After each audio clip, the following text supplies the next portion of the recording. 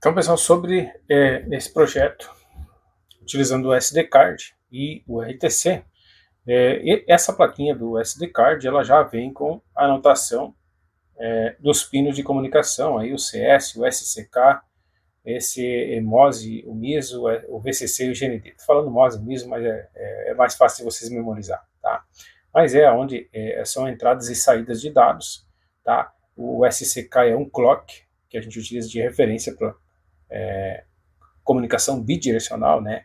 Esse final I é o MOS, é o final I, é input, e o SO é o output. Então, a gente tem os pinos aqui ainda de alimentação, que é GND e VCC, tá? Que está sendo alimentado pelo próprio Arduino, o clock, e esse CS é Select Chip. Tá? Esse Select Chip aí, como ela está utilizando um sistema de comunicação SPI, então, se você tem, por exemplo, mais do que um dispositivo com esse tipo de comunicação aí no barramento, então você vai ter que selecionar qual é o chip que você vai utilizar. Nesse caso a gente está utilizando somente esse, tá? Então eu vou lá colar no código, tá? Eu vou posicionar ali a marcação dos pinos, quem são os pinos que estão sendo utilizados aí para fazer a comunicação, mas já de praxe você pode ver aqui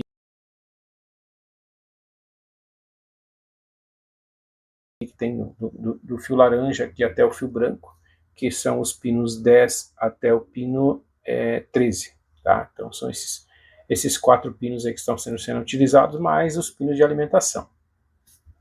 Já o RTC, esse RTC a gente utiliza o 10307, que é um chip aí dedicado, que você consegue estar utilizando aí a questão de horas, minutos, segundos, mais dia da semana, mais se não me falha a memória, tem o ano bissexto também, tá? Mas é coisa que vocês praticamente não vão usar, né? Então, o que vai interessar quando vocês configurar um projeto aí? Data e hora, dia da semana, talvez vocês utilizem, tá? Importante. E o ano, tá? Para vocês fazerem um log. Os pinos de comunicação que ele utiliza são comunicação I2C, então no Arduino Uno, tá aqui os pinos aí que são os pinos A4 e A5 aí das entradas analógicas, tá? São destinados aí à comunicação I2C, ou esses pinos que estão aqui na ponta, ó, se você utilizar, verificar no Arduino se vocês têm, vocês vão ver, aqui tem 2 pinos identificados como SDA e SCL. Tá? O SCL é o clock e o SDA é data, né, que são os dados. Tá? Então, não estou levando em consideração esse sensor de temperatura, tem um acionamento de uma bombinha aqui também, que isso aqui é um sistema de irrigação, que é um projeto que estou fazendo aí para o pessoal que envolve robótica. Esse aqui é um sistema de irrigação de jardim, ou de planta, né, como que, porque aqui tem um sensor de temperatura, sensor de umidade, melhor dizendo, espeta no solo, e aqui tem a bomba d'água que é para fazer a irrigação. Essa bomba d'água tem que ficar dentro de um reservatório. Inclusive eu tenho o projetinho do reservatório, se alguém tiver interesse em que eu faça uma aula mais abrangente sobre isso aí, depois ele mais completo dá para fazer, para mostrar como é que funciona.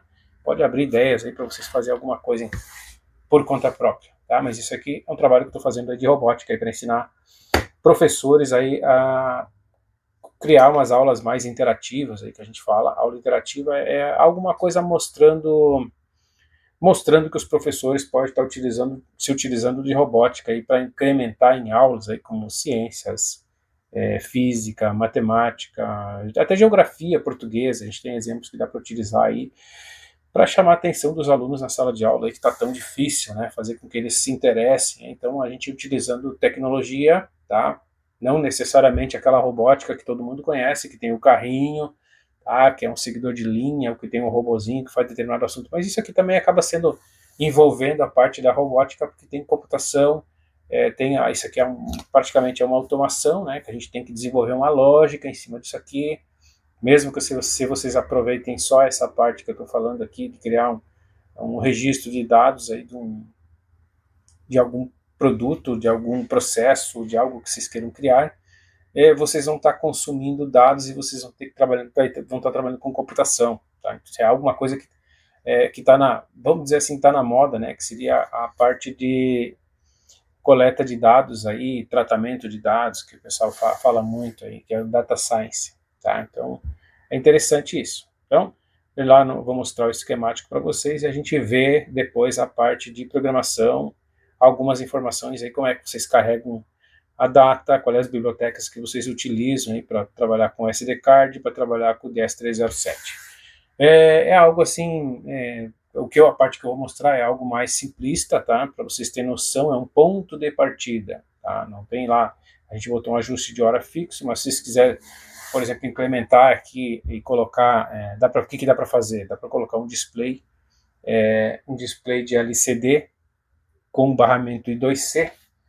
Vou mostrar para vocês aqui também que eu tenho display que faz isso. Quando a gente fala em comunicação I2C, esses displays que vocês encontram na internet, nos marketplaces, aí, com essa plaquinha aqui. Então, essa plaquinha aqui tem o mesmo sistema de barramento que tem dentro do RTC ali. Então, só que o que vocês têm que cuidar? No caso do RTC, ele tem um endereço lá que é 068, que é fixo para aquele RTC ali. Se vocês colocam algum dispositivo a mais que trabalhem com esse chip que tem aqui, que é o PCF8574, ele tem 3 endereços. Olha, tem uma aula aí que eu fiz sobre um multiplexador que trabalha com seleção de entradas, que é muito parecido com isso. Só que esse aqui é endereçamento, tá? Endereçamento aí de comunicação I2C. Então, se você tem 3 endereços, lembrando da aula de eletrônica digital, se você estudou eletrônica digital, 2 na terceira, a potenciação, né? Elevado são 8 entradas, né? De 0 a 7. Então, aqui, como tá, não tem nada selecionado, corresponde a um valor lá na tabela do PCF8574, que quando você for colocar um LCD para rodar aí junto com o Arduino, tá, você vai ter que utilizar o endereço que corresponde a essa seleção. Se você já tem mais um componente, por exemplo, pendurado aí na rede, você vai ter que selecionar um outro endereço. Como é que você seleciona? Colocando um resistor, um pontinho de solda, tá? Então, tem que fazer isso, senão não vai funcionar. Existe uma biblioteca lá no Arduino, I2C Scan. Você pode procurar, que tem na internet, aí você vai achar ela, que ela consegue escanear, e por acaso você não está achando o endereço desse cara aí, ela vai mostrar para você o endereço, tá? Porque dependendo da biblioteca que você use, ou dependendo da família desse PCF aqui, que ele tem 2 modelos, tá? Você tem que ficar ligado aí que ele tem 2 modelos com endereço diferente. Ele tem um final T, tá? E ele tem um final sem esse T. Então, tem um que trabalha com endereços, eles trabalham com endereços de tabelas diferentes. Então, você pode se perder nessa questão aí, tá? Posso fazer uma aula aí sobre essa questão aqui do barramento I2C do LCD. Então, eu já estou vendo que rende mais um conteúdo, beleza?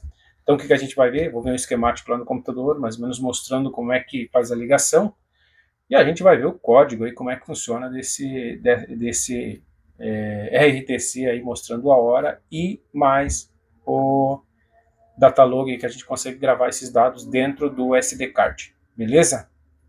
Bora lá então. Agora é sobre esse projetinho aí do RTC salvando a hora no SD card, tá? Então, primeiramente a gente vai ver quais bibliotecas que são necessárias, tá? Estão aqui a biblioteca wide, que ela é comum, a biblioteca SPI e a biblioteca SD, tá? A biblioteca wide e essa RTC lib são para fazer a leitura aí do DS307, que é o que a gente vai utilizar aí para fazer o relógio aí, o relógio calendário. E o SPI e o SD trabalham com a biblioteca de manipulação aí do SD card, tá? Então são 2 tipos de comunicação diferentes. O wire é barramento 2C e o SPI é o barramento SPI, tá? Então, o que a gente tem que fazer aqui? As primeiras variáveis aí que a gente está utilizando, no caso do SD card. Então, a gente precisa declarar qual é que é o pino select. Se vocês lembram, tem o pino select, eu comentei lá, mostrando ali o shield do SD card. Tem o SC, né? O CS, que não tem nada a ver com o jogo CS, né? É o select chip, que a gente tem que selecionar esse pino aí, porque no barramento do SPI muitas vezes pode ter mais que um dispositivo, então tem que ter um pino aí do microcontrolador que seleciona tal dispositivo vai ser usado no momento. No nosso caso aí tem só um, vai ser utilizado o pino 10, tá?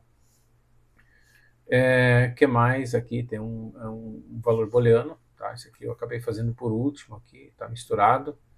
Vou colocar esse cara mais para baixo, porque esse aqui é um flag que a gente utiliza, eu estou utilizando ele para controlar aí falha de RTC, tá? Então, aqui isso foi do SD card, então aqui do RTC, que é o DS307, que foi instanciado aqui o RTC dessa classe, a classe RTC DS307. Aqui a gente tem uma matriz com os dias da semana, domingo, segunda, terça, quarta, quinta, sexta e sábado. A gente vai utilizar lá para mostrar, depois está mostrando aqui embaixo, mas a gente vai chegar lá. E uma string aí, uma data string. Aqui eu acabei de falar sobre esse cara, é um flag aí que a gente vai utilizar para manipular caso dá erro, caso dê algum erro de comunicação no RTC. A gente vai precisar da porta serial para fazer a comunicação, então a gente inicializa ela com 9600 kbps. A gente faz um teste aqui da porta serial, tá? Aguardando a inicialização dela. A gente faz um teste do RTC quando a gente começa o setup aqui é o início, né, que a gente configura os dados, tá? Os dados não, o hardware, e aguarda a inicialização, por exemplo, que foi carregada a serial, testa a serial. Testa o RTC para ver se ele está comunicando, nesse caso aqui, se ele retornar um valor 0, ele vai mostrar uma mensagem que ele não foi inicializado. Então, você tem que ver se tem se estão montando com kit, aí ver se tem alguma coisa errada, aí se tem os pinos de comunicação, o SDA e o SDC estão invertidos, pode acontecer, tá? E ele fica aguardando resolver o problema. Então, aqui tem mais um teste de inicialização do SD card, tá? Caso der algum erro, ele vai mostrar a falha aí na serial. Caso não aconteceu nenhum erro ali, ele vai começar e vai mostrar, exibir na serial aí, inicialização com sucesso. Depois que ele fez o teste do RTC, na parte de cima, então ele sabe que está funcionando, aqui ele vai fazer um ajuste, tá? Primeira vez que inicializou o RTC, então não sabe qual é que é a hora, qual é que é o dia da semana, qual é que é o ano, e aqui ele seta um valor, aqui a gente colocou um valor, coloquei um valor fixo, tá?